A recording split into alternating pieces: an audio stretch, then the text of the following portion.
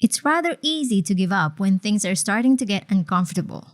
But what most people don't realize is that pushing forward despite the challenges is what's actually the most rewarding experience of all. Not only are you going to learn so much, but you're also going to achieve anything you once thought was impossible. Hey there! I'm Maida Leon, and my mission is to help creatives like you translate what you love to do into a highly profitable income. I'm a mom of 3 who began as a lettering artist and grew it into a 6-figure business. If I made it possible, so can you. Every week, we'll dive deep into topics like building your confidence, getting comfortable talking about money, and nurturing your passion while juggling life and family. So if you're an ambitious creative who wants to craft the life you love, get cozy, feel at home, and listen to the Confident Creator Show.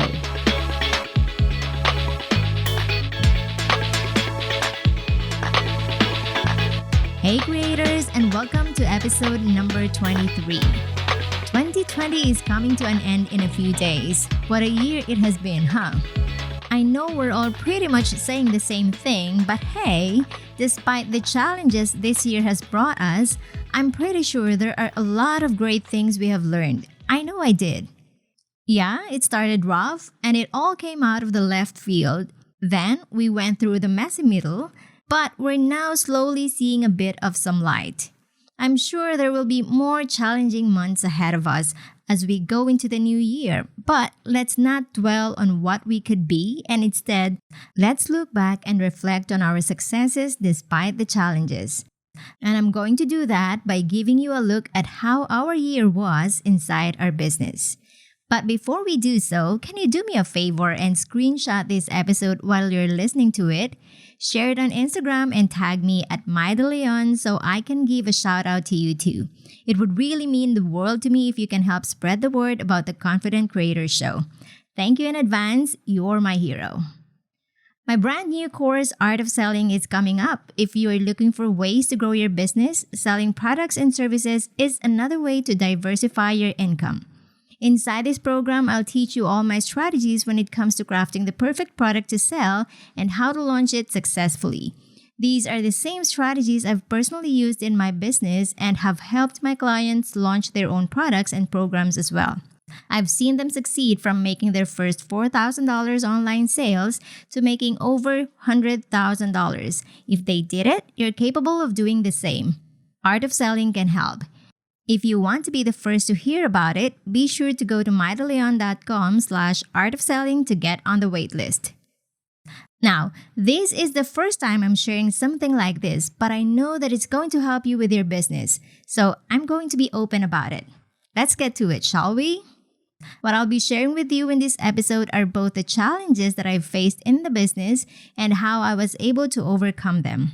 These are decisions and actions that I consider my most successful growth strategies for this year, and it is my hope that whatever you learn today, you take them and adapt them to your business and start 2021 strong.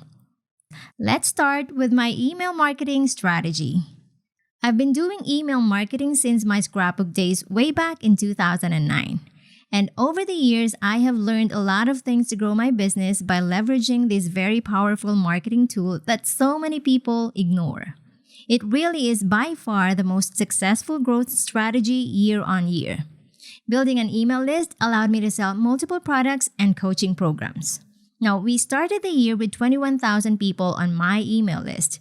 And over the course of 12 months, it's now at 10,000 people.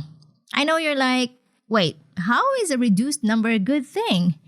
People get surprised by how much I am not worried about having low numbers. In fact, I love cleaning out my email lists and I don't mind unsubscribes. It's the best thing to get notifications off, and I'm going to tell you why. So listen carefully because this is important. I make it a point to be consistent in sending out emails, and I started my year doing that. And while it was performing well, it wasn't as good as it should be. So we looked into the quality of our list and we realized that so many people are not opening my emails at all. So we had our first subscriber cleanup after my April Mastering Hand Lettering course launch and deleted about 8,000 emails.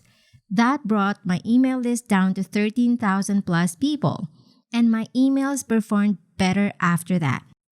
I decided to keep quiet after the launch because we're all dealing with the severity of the pandemic, and it honestly affected me as I dealt with it and processed the important implications of the crisis. I wasn't myself. I've had serious bouts of stress and anxiety, and it even triggered my myofascial pain syndrome again. I also felt a lot of guilt over not working on my business, and this experience really taught me to be okay with taking breaks from my business to take care of my health, both mental and physical. Eventually, my back and neck got better after some physiotherapy, and I continued to grow my list, and by August, we were up to over 20,000 people on the list again. But then we noticed that more people are not opening their emails. Some have not even confirmed their subscriptions. We had emails bouncing too, so we did another round of cleanup and deleted over 6,000 people from the list. We also did another round of email list cleanup in early December right after my Black Friday promotions and deleted over 4,000 people. My email list is down to 10,000 people at the moment, but I'm confident that we'll continue to grow it again. Now, I know you're probably thinking, "You're crazy, Mai. You have 21,000 people on your list and you deleted thousands of them. Why would you do that?" Two reasons actually. Reason number one, I'm paying an email service provider, and the more people subscribe to my list, the more I need to pay. If people are not opening my emails, they're not seeing my messages anyway. These would also mean that I cannot nurture and help them, and I cannot sell to them either. In summary, I attracted people who only wanted the freebie I was giving, but they are not interested in how I can help them further. And that is okay. People have different things going on in their lives, and you just have to accept that. So if they're no longer engaging, you need to free up those spaces so you can attract more people who are interested in what you have to offer. I also want you to remember that having high numbers doesn't always equate to more sales. Focus on nurturing a highly engaged community because you'll have better success at converting them. Reason number two, you cannot track your email performance better if there's weight pulling you down. I have seen my email stats go down, and that's always the number I pay close attention to, not just the total number of subscribers. Because if my stats are going down, it's either I'm no longer connecting well with my community, or it could be something else. Look, if people are not opening your emails for more than 6 months, chances are they're not going to want to open any more future emails from you. It's time to break up and let them go. So don't feel bad because people unsubscribed or are not reading your emails. I'd rather you focus on the people who value your emails than getting hung up over people who decide to no longer read your emails or unsubscribe. People choose what they want to allow in their inbox, and if that's not you, you have to be okay with that. And frankly, in my experience, some people do come back and sign up again. Maybe because back then they weren't ready to read what I have to say, but now they're ready to see what solutions I can provide for their problems. So for this year, doing an email list cleanup has worked wonders for my business. And at the same time, proactively growing my email list by consistently providing solutions to people's challenges and struggles have tremendously helped me grow. And I still stand by my stance that this is the best way to build a strong community without relying heavily on social media. The next thing that we did this year was starting a podcast. This has been something I wanted to do for the last 2 years, and it took a global pandemic for me to finally start it. I was looking for a way to share helpful content that's more timely, and while I've been blogging too, I felt that I needed a different platform to share what I know and have learned through working with my business.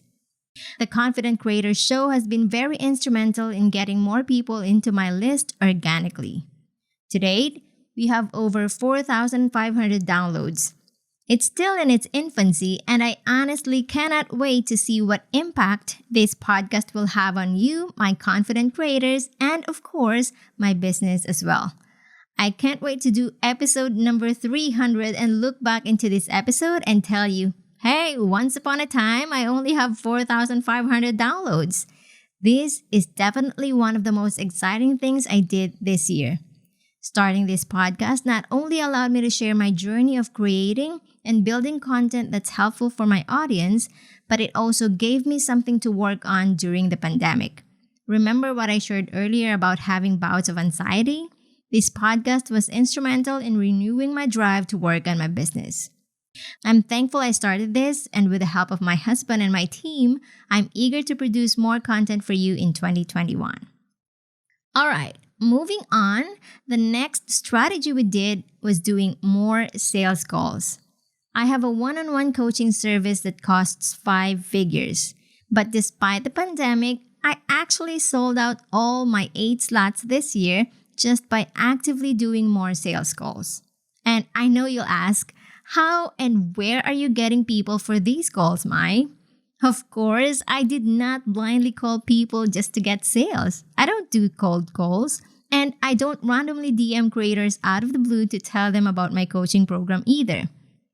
I actually have a very tight selection process for all my elite creators, both VIP and inner circle, and not everyone gets in.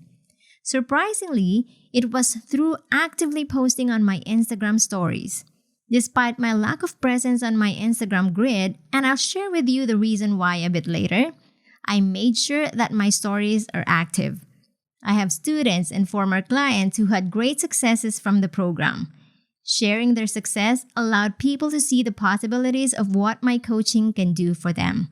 And in doing so, I had a lot of inquiries and people applying to the program.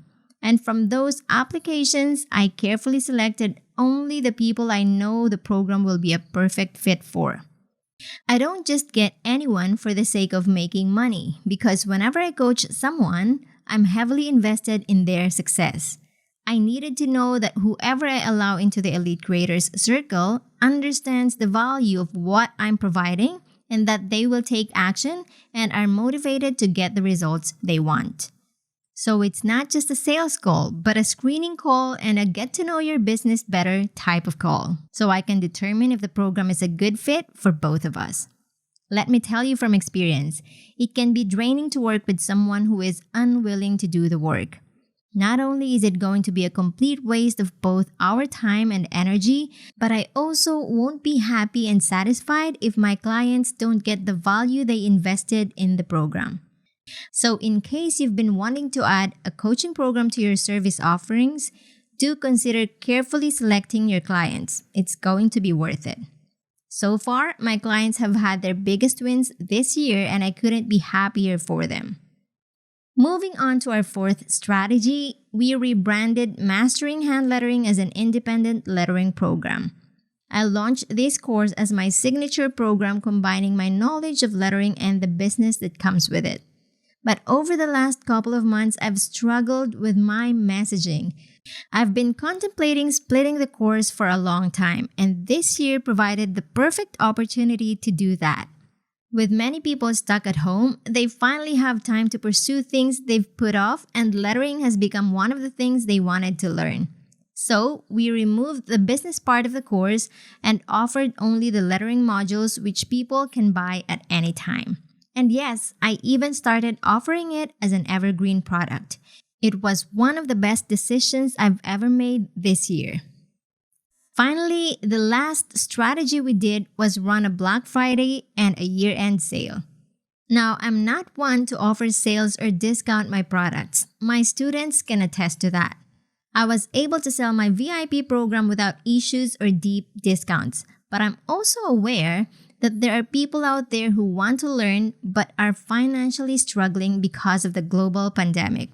So for the first time, and probably the last time in the history of my business, I did a Black Friday and a year-end sale. I opened this opportunity so more people can join Mastering Hand Lettering while it's more affordable. Sales and discount is something I'm not used to doing, but after what I emotionally and mentally went through this year, I know I wasn't the only one, and recalling how lettering helped me mentally, I knew that this was something that could help people, and it's a program that really made a lot of difference in their lives. That, to me, is a big win. All right, so those are the top 5 things we did this year, and as a result, I still reached my 6-figure sales goal. I remember during the early months of the lockdown, there was uncertainty and worry that we won't reach our sales goals for the year because we know that many people lost their jobs, their businesses, and the economy was heavily affected. But despite all of that, we, my clients and I, were able to prove that we can still achieve great things despite the challenges if we put our mind and heart into it. With everything that's going on, there is one thing that we all have to protect during this time: our mindset. Even if we take the pandemic out of the equation, it's so easy to get discouraged on a regular basis. So we must do our best to make sure that we have the right mindset when it comes to dealing with our business. We should remain optimistic and continue to believe in ourselves that we're capable of doing amazing things. Having the right mindset allows us to operate on a higher level. And if there's one thing you'll take away from this episode, it's that. Now, while I have my growth success strategies, there were also things I wasn't able to grow this year. For instance, I was big on posting on social media years ago, but this year, I spent way less time than ever before.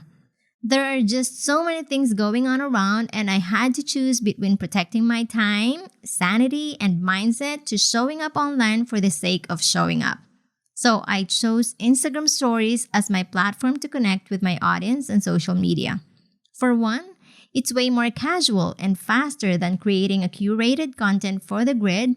And also, it's so much more engaging with the polls, quizzes, and questions. Then, I made the decision to focus all my energy on email marketing. That's where I'm good at, and that's where I usually get the best conversions anyway. Here's something I want you to remember. We have to choose what's most important for us. You don't need to do everything because that's what everyone else is doing. You can excel at whatever you put your mind to. It's better to ignore the noise and focus on where you want to go.